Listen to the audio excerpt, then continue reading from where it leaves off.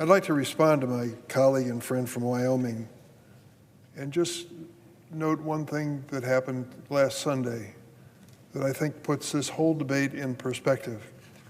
I go to a restaurant in the Loop in Chicago. My wife and I have breakfast there regularly. It's well known. It's named Lou Mitchell's.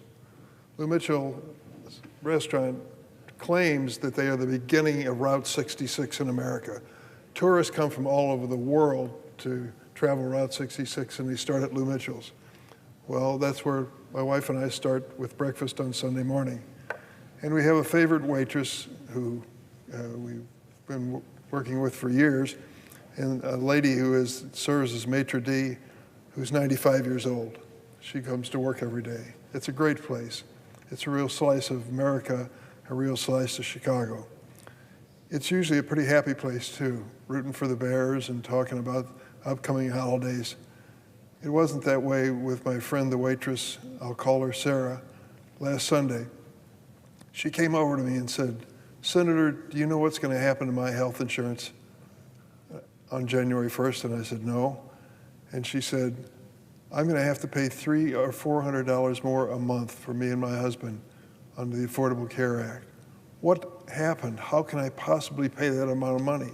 As a working waitress, she's 63 years old. She's been working as a waitress for years, and she's had a ton of medical problems. I know that as a fact. And I said to her, well, what happened was we didn't approve the continuation of the tax treatment for your health insurance premium.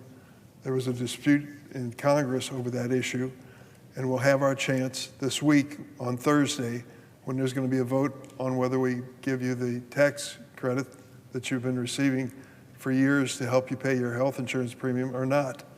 If we can get 13 Republicans to join us, we can continue to pay that basic helping hand for you and for so many others who work hard, and that's the only way they can get health insurance. She says, "I don't know what I'll do if you don't change the law." And I said, "I don't know either." And I thought when I left her that at least we would have a chance for a bipartisan response to solve this problem. The speech just given by my friend, and he is my friend, and colleague from Wyoming tells me that there's little chance that this is going to happen. When it's all over, Sarah is going to face a health insurance bill which she can't pay as a waitress, a working waitress. I don't know what she'll do. I suspect she'll have to just cancel her insurance coverage at a time when she still has some serious medical problems.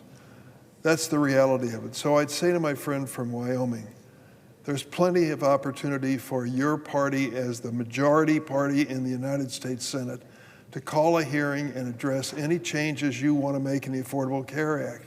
If you believe there is a fraud and we can establish it, count me in. Let's do it together. Let's make it bipartisan. I don't want to waste a single taxpayer's dollar, and I want to provide real health care to people who otherwise can't afford it. We need to do that. But in the meantime, what are we going to do about Sarah's health insurance premium that in 2 or 3 weeks is going to go up and almost double?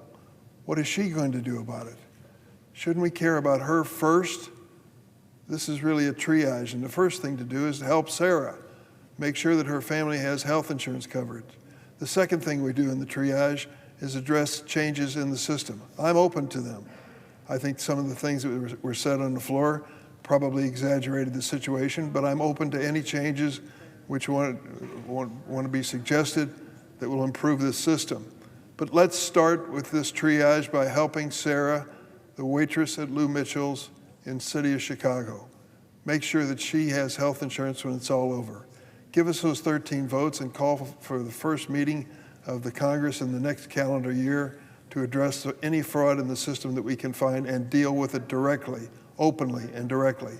But don't walk away from 24 million Americans who count on this as an avenue for health insurance and say that because there's fraud in the system committed by insurance companies or insurance brokers, we're going to basically say Sarah gets no health insurance. That's wrong. It's just plain wrong.